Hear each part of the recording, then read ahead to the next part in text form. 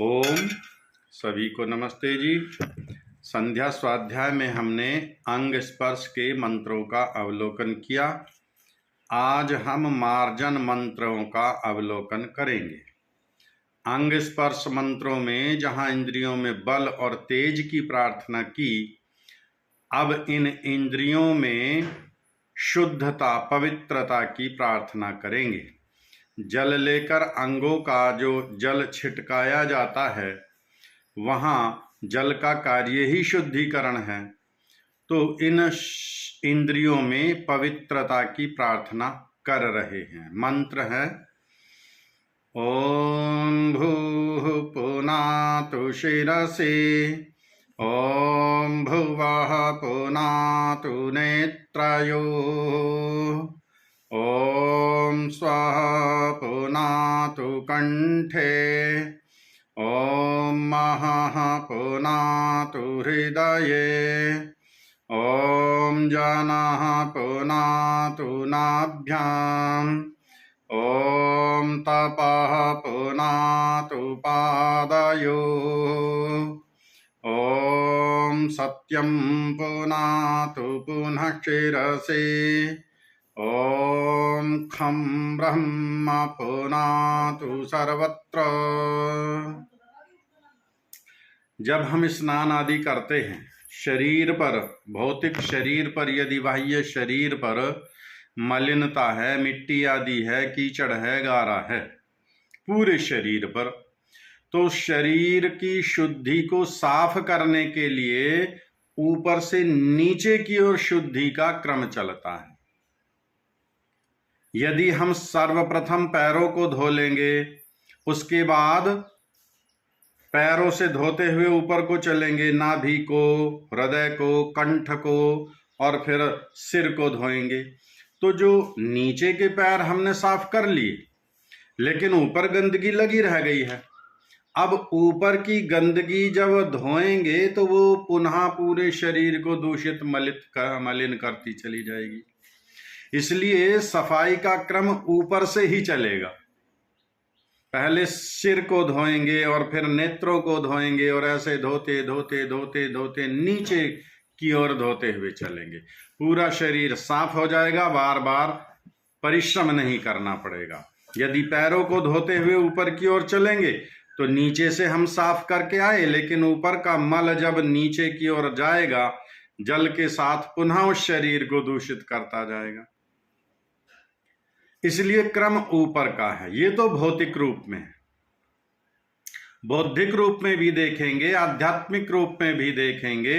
यदि बुद्धि, सिर का तात्पर्य है मस्तिष्क, सिर, यहीं पर ये हेड ऑफिस है हमारा, और हेड ऑफिस में यदि कोई दोष आ गया तो पूरे व्यवस्था में दोष आ जाएगा, पूरे तंत्र में दोष आ जाएगा।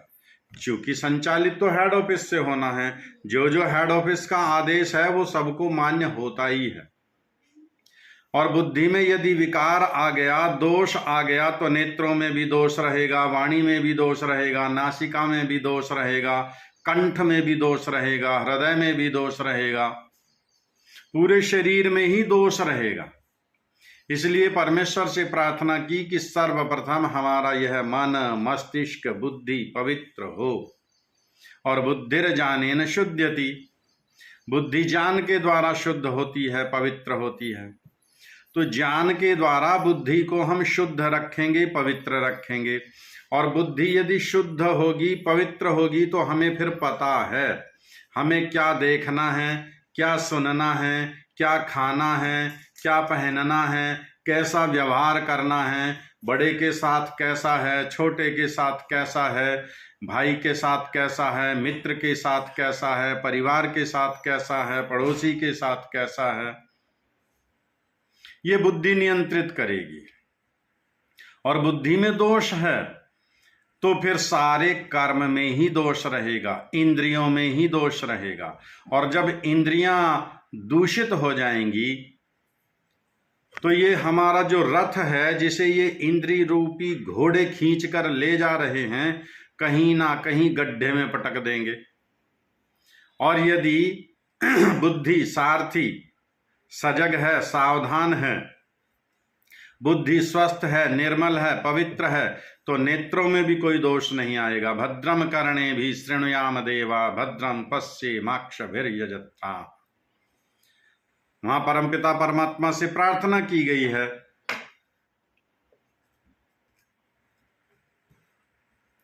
इसलिए बुद्धि का पवित्र होना अनिवार्य है। इसलिए क्रम में सर्वप्रथम जो प्रार्थना की है, भूहु पुनातु शिरसी, वह प्राण स्वरूप परमेश्वर हमारी बुद्धि को पवित्र बनाए, निर्मल बनाए। और इसी प्रकार सारी इंद्रियों में प्रार्थना की गई है कि हमारी ज्ञानेंद्रियां, कर्मेंद्रियां, ये तो बाह्य रूप से केवल जल छिड़क लिया है, अभ्यंतर और बाह्य सभी इंद्रियों के लिए प्रार्थना की जा रही है। जो भी हमारे उपकरण हैं सभी के लिए प्रार्थना की जा रही है। गाड़ी लेकर जब चलेंगे हम अपने लक्ष्य की ओर, तो गाड़ी का पहले हमें निरीक्षण करना पड़ता है। उसका डीजल, पेट्रोल, इंजन ऑयल, पानी उसमें है अथवा नहीं, टायरों में हवा पर्याप्त मात्रा में है या नहीं, उसकी जो स्टपनी है गाड़ी में उसमें भी कोई पिंचर आदि तो नहीं है, नट बोल्ट सब देख लिए हैं, ब्रेक, क्लच, स्टीयरिंग सब का निरीक्षण कर लिया है, सब अपने अपने स्थान पर व्यवस्थित कार्य कर रहे हैं, तब हम कह सकते हैं कि ये गाड़ी लक्ष्य तक पहुंच सकती है।